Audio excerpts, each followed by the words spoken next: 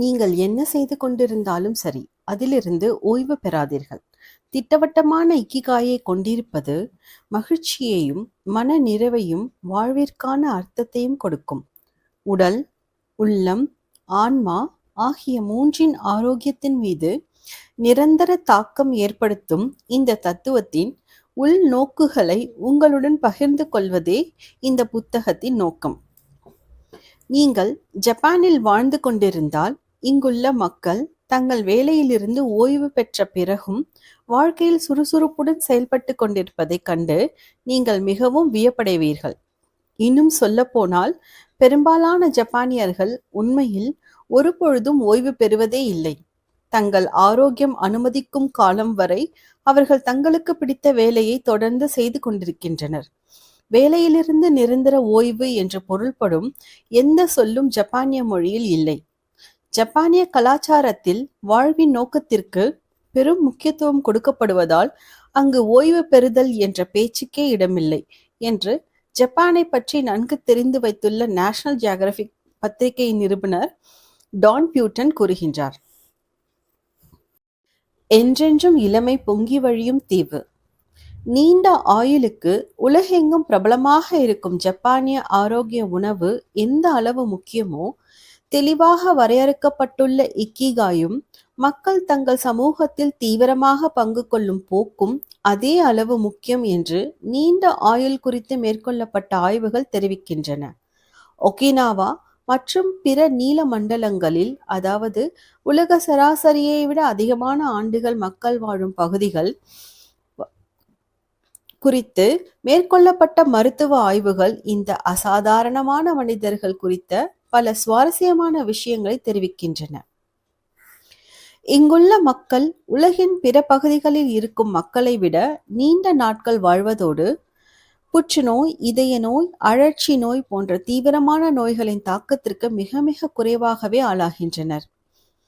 இங்குள்ள 100 வயதை கடந்தவர்கள் உலகின் பிற பகுதிகளில் இருக்கும் மூத்த குடிமக்களால் நினைத்து கூட பார்க்க முடியாத ஆரோக்கியத்துடன், உடல் வலுவுடன் வாழ்ந்து வருகின்றனர். அவர்கள் தேநீர் அருந்துவதாலும் சாப்பிடும் பொழுது வயிறு 80% நிறைந்தவுடன் சாப்பிடுவதை நிறுத்திக் கொள்கின்றனர். முதுமையின் காரணமாக ஏற்படும் மறதி நோய் உலக சராசரியை விட மிக குறைவாகவே அம்மக்களிடையே காணப்படுகின்றது.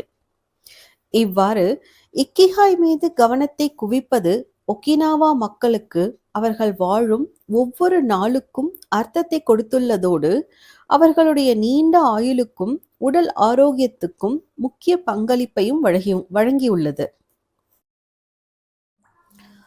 ஒகினாவா மக்கள் மற்றவர்களுக்கு உதவுவது அவர்களை நீண்ட காலம் உயிரோடு வைக்கக்கூடிய அளவுக்கு மிக வலிமையான ஒரு இக்கிகாயாக இருக்கக்கூடும். 5 நீல மண்டலங்களையும் ஆய்வு செய்துள்ள அறிவியலாளர்களின் கருத்துப்படி உணவு, உடற்பயிற்சி, வாழ்க்கைக்கு ஒரு நோக்கத்தை கண்டுபிடித்தல், அதாவது இக்கிகாயை கண்டுபிடித்தல், வலுவான சமூக உறவுகளை ஏற்படுத்தி கொள்ளுதல், அதாவது சிறப்பான குடும்ப உறவுகளையும் பரந்துபட்ட நண்பர்கள் வட்டத்தையும் கொண்டிருத்தல் ஆகியவை நீண்ட ஆயுளுக்கு வழிவகுக்கின்றன. இம்மக்கள் மன அழுத்தத்தை குறைக்கும் வகையில் தங்களுடைய நேரத்தை சிறப்பாக நிர்வகிக்கின்றனர். அவர்கள் இறைச்சியையும் உணவையும் குறைவாகவே உட்கொள்கின்றனர். அவர்கள் கடுமையான உடற்பயிற்சிகளை மேற்கொள்வதில்லை. ஆனால் அவர்கள் தினமும் நடக்கின்றனர். தங்களுடைய காய்கறி தோட்டங்களில் வேலை செய்கின்றனர். நீல மண்டலங்களில் இருக்கும் மக்கள் வண்டிகளில் பயணிப்பதற்கு பதிலாக நடந்து செல்கின்றனர். இப்பகுதிகளில் இருக்கும் மக்களில் கிட்டத்தட்ட அனைவருமே மிதமான உடலுழைப்பு மட்டும் தேவைப்படுகின்ற தோட்ட வேலைகளில் ஈடுபடுகின்றனர். 80% என்னும் மந்திரம். பொதுவாக ஜப்பானில் அதிகமாக பயன்படுத்தப்படுகின்ற ஒரு சொற்றொடர் ஹராஹாசி பூ என்பதாகும். இது பொதுவாக சாப்பிடுவதற்கு முன்பாகவோ அல்லது சாப்பிட்ட உடனேயோ கூறப்படுகிறது. இதன் தோராயமான மொழிபெயர்ப்பு இதுதான்: உங்கள் வயிற்றை சுமார் 80% மட்டுமே நிரப்புங்கள். வயிறு முழுவதுமாக நிறையும் வரை சாப்பிடுவதை பண்டைய ஞானம் எதிர்க்கிறது. அதனால்தான் ஒக்கினாவா மக்கள் தங்களுடைய வயிறு 80% நிரம்பியவுடன் சாப்பிடுவதை நிறுத்திவிடுகின்றனர். நம் வயிறு கிட்டத்தட்ட நிரம்பிவிட்டது என்று நாம் உணரும் பொழுது சாப்பிடுவதை நாம் நிறுத்திக் கொள்ள வேண்டும் என்பதுதான் இந்த கூற்று சொல்லும் செய்தி. உணவு பரிமாறப்படும் முறையும் முக்கியமானது. உணவை பல சிறிய தட்டுகளில் பரிமாறுவதன் மூலம் ஜப்பானியர்கள் குறைவாக உண்கின்றனர். ஜப்பானிய உணவகங்களில் பொதுவாக உணவு 5 சிறு தட்டுகளில் பரிமாறப்படும். அந்த தட்டுகள் ஒரு சிறு தாம்பாளத்தில் வைக்கப்பட்டிருக்கும். முக்கிய உணவு வைக்கப்பட்டிருக்கும் தட்டு மட்டும் மற்ற தட்டுகளை விட சற்று பெரியதாக இருக்கும்.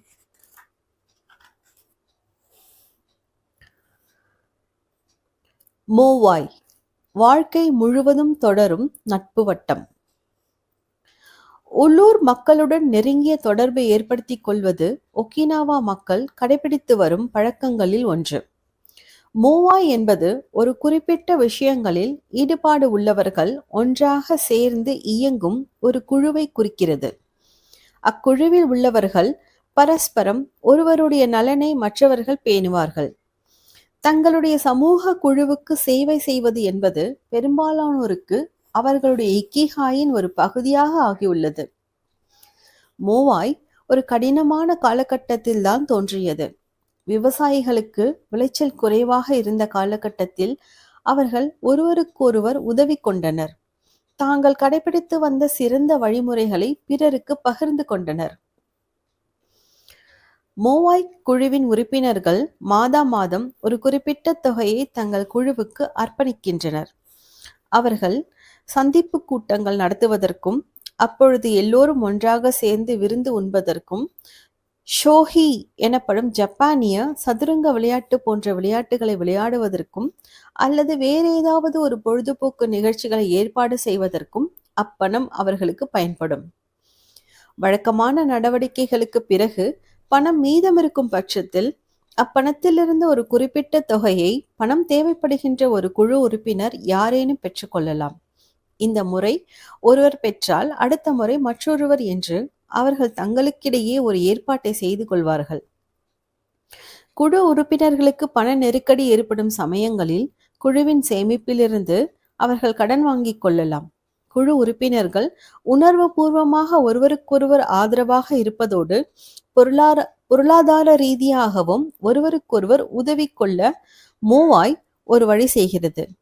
குழுவின் நிதி நிலைமையை பொறுத்து இந்த நடைமுறை சிறிது மாறுபடலாம் என்றாலும் ஒருவரை ஒருவர் சார்ந்திருத்தல், ஒருவருக்கொருவர் ஆதரவாக இருத்தல் போன்றவை ஏற்படுத்தி கொடுக்கும் பாதுகாப்பு உணர்வு அவர்களுடைய வாழ்நாள் நீள்வதற்கு உதவுகின்றது.